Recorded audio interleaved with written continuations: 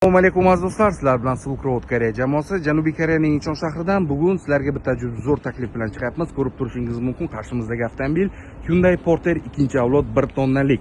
Объем dvigatelimiz 205 заводской propan gazda. Xo'p, avtomobilimizning yili 2024-yil, yurgan masofasi bor yo'g'i 13208 km. Komplektida bitta smart ключ va bitta shunaqa mayda ключlargacha mavjud. Chiroyli shunaqa kombinirованный цвет salonlarda korичневый bilan молочный цветni kombinatsiya qilingan multimedia rullarimiz va bu yerda sideniyamiz isitish, sovutish, rulimizni isitish va ikkita bokovinkamizni isitish funksiyalarigacha mavjud. Klimat kontrollar, polosa ushuvchi funksiyamiz va bu yerda sirpanmaslik uchun shunaqa funksiyalarimizgacha mavjud.